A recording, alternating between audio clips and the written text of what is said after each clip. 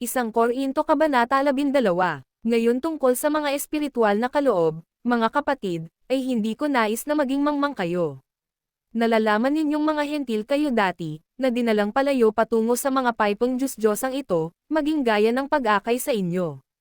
Kaya nga ibinibigay ko sa inyo upang maunawaan, na walang taong nagsasalita sa pamamagitan ng Espiritu ng Diyos ang tumatawag kay Jesus na isinumpa, at walang taong maaaring magsabing si Jesus ay ang Panginoon, kundi sa pamamagitan ng banal na diwa. Ngayon ay may mga pagkakaiba ng mga kaloob, ngunit ng gayon ring Espiritu. At may mga kaibahan ng mga pamamahala, ngunit ng gayon ring Panginoon. At may mga pagkakaiba ng mga pamamalakad, ngunit ng gayon ring Diyos na gumagawa ng lahat sa lahat. Ngunit ang paglalantad ng Espiritu ay ibinibigay sa bawat tao upang pakanabang ang kasama ng lahat. Pagkat sa isa ay ibinibigay ng Espiritu ang salita ng karunungan, sa iba'y ang salita ng kaalaman ng gayon ring Espiritu. Sa iba'y pananampalataya ng gayon ring Espiritu, sa iba'y ang mga kaloob ng pagpapagaling ng gayon ring Espiritu. Sa iba'y ang paggawa ng mga himala, sa iba'y hula, sa iba'y pagsisiyasat ng mga Espiritu, sa iba'y ang iba't ibang uri ng mga wika, sa iba'y ang pagbibigay kahulugan ng mga wika. Ngunit ang lahat ng ito ay ginagawa ng iisa at gayon ring Espiritu, na isa-isang ipinaghahati-hati sa bawat tao gaya ng maibigan niya. Pagkat kung paanong ang katawan ay iisa, at may maraming sangkap, at ang lahat ng sangkap ng iisang katawang iyon, na marami, ay iisang katawan, ay gayon din naman si Kristo. Pagkat tayong lahat ay binibinyagan ng iisang Espiritu patungo sa iisang katawan, maging tayo man ay mga Judeo o mga Hentil, maging tayo man ay alipin o malaya, at pinainom tayong lahat patungo sa iisang Espiritu. Pagkat ang katawan ay hindi iisang sangkap, kundi marami. Kung sasabihin ng paa, dahil hindi ako ang kamay, ay hindi ako sa katawan, ito ba kung gayon ay hindi sa katawan? At kung sasabihin ng tainga, dahil hindi ako ang mata, ay hindi ako sa katawan, ito ba kung gayon ay hindi sa katawan? Kung ang buong katawan ay isang mata, nasaan ang pandinig?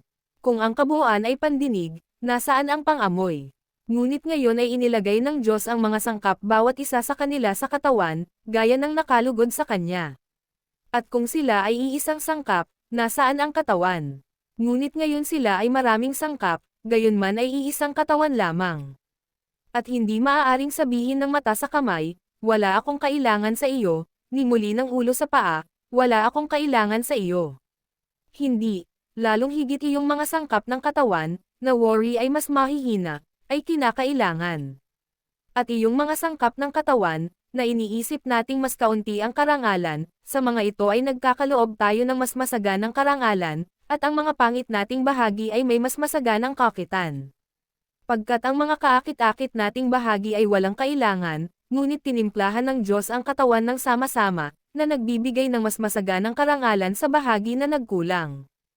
Upang huwag magkaroon ng pagkakabaha-bahagi sa katawan, kundi upang ang mga sangkap ay magkaroon ng gayon ring pagmamalasakit patungkol sa isa't isa.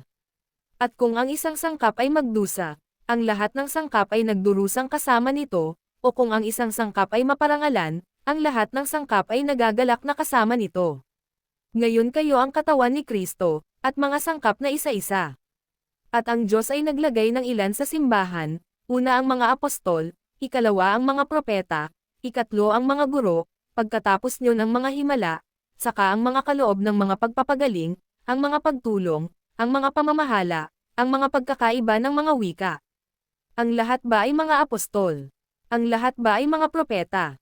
Ang lahat ba ay mga guro? Ang lahat ba ay mga manggagawa ng mga himala? Ang lahat ba ay may mga kaloob ng pagpapagaling? Ang lahat ba ay nagsasalita ng mga wika? Ang lahat ba ay nagbibigay kahulugan, ngunit mitiing masikap ang pinakamabuting mga kaloob, at gayunman ay ipapakita ko sa inyo ang isang mas magaling na daan.